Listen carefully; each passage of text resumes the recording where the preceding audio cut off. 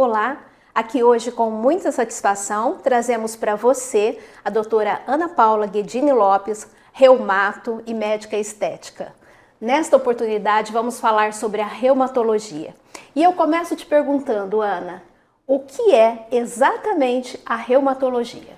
É uma especialidade, Cris, que muitos têm dúvidas, né? Porque até então todos conhecem como reumatismo. E na verdade, não existe um único reumatismo. A reumatologia abrange mais do que 250 doenças. Então, por exemplo, desde doenças da cartilagem, por exemplo, artrose. O reumatologista também atende as doenças autoimunes, né? O que são as doenças autoimunes? São aquelas doenças em que o próprio organismo produz anticorpo contra o nosso organismo. Então, eu vou dar exemplos bem clássicos, né? O lúpus eritematoso sistêmico, a artrite reumatoide.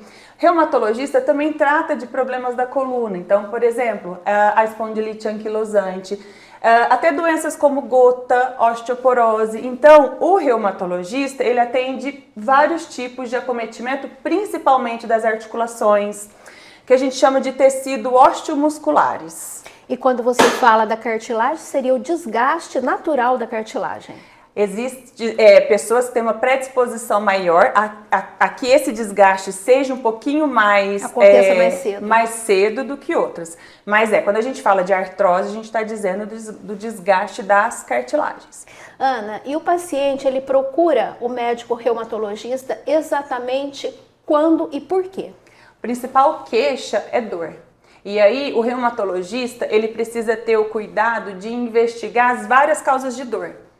Que pode ser uma dor secundária a alguma doença, mas pode ser também aquele quadro que a gente chama de dor crônica, que não necessariamente é por conta de uma lesão de algum órgão, de algum tecido, e que remete muito ao que muitos estão enfrentando no dia a dia, né? Que é o estresse, preocupação, muitas vezes também a falta de tempo, uma atividade física, hábitos de vida não tão adequados. E essa dor física, ela pode inclusive levar a uma depressão, a uma ansiedade, a uma dor emocional, né? Costumamos chamar de fibromialgia. Na verdade, a fibromialgia não eu não digo que é uma doença, é um estado de dor crônica amplificada. Mas para a gente chegar na fibromialgia, a gente precisa excluir todas as outras doenças que causam dor. Então, por exemplo, um diabetes descompensado, um problema de tireoide, ou mesmo uma doença reumática, né? Um lúpus, uma artrite reumatoide. E aí que é importante a questão dos métodos de diagnósticos, né? Então, na reumatologia, além do quadro clínico, né, o que o paciente apresenta, a gente também utiliza os exames de laboratório, os exames de imagem que ajuda a gente a definir se aquele queixa atual é consequente a alguma doença, alguma doença, ou se realmente é por conta da fibromialgia. Que aí sim, Cris, a gente percebe que tem muito relação com a questão emocional. E quando a questão é fibromialgia, normalmente a gente trata de maneira multidisciplinar.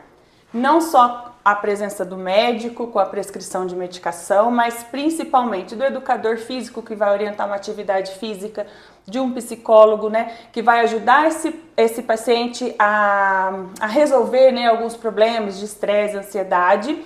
E muitas vezes a gente precisa de outros especialistas também, né, como o caso do psiquiatra, então, ou do neurologista. Então, a questão do tratamento da fibromialgia é multidisciplinar e não depende só de medicação.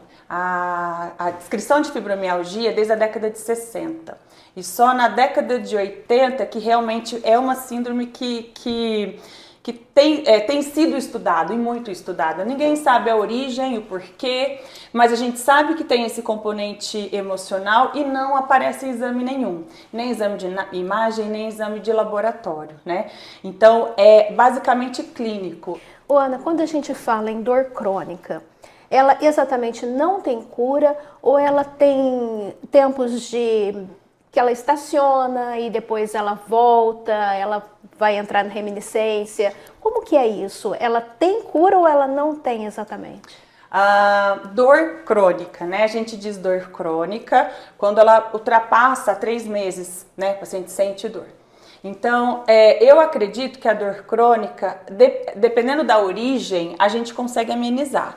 Claro que vai ter os períodos de exacerbação. Vou dar um exemplo simples. Paciente que tem um desgaste no joelho, está super bem clinicamente. Se faz algum esforço, ele vai ter uma piora da dor. E essa dor pode persistir por um tempo. Então, eu vou trabalhar tratando a artrose. No caso da fibromialgia, é impressionante a questão do emocional. Então, o paciente pode estar muito bem controlado. Se ele tem algum momento de estresse, piora a dor, piora a qualidade do sono, piora o emocional. E, ao mesmo tempo, aqueles pacientes que conseguem modificar o estilo de vida, é muito difícil ter piora da dor crônica. É aquele paciente que estabiliza, tem uma qualidade de vida muito boa e ele não percebe a questão da dor crônica. Então, por isso que o tratamento, eu foco muito mais não na prescrição de analgésicos anti-inflamatório, mas nessa questão das mudanças dos hábitos de vida, inclusive tentar melhorar a qualidade do sono. Porque o paciente descansando, ele acorda mais animado, acorda sem dor, né?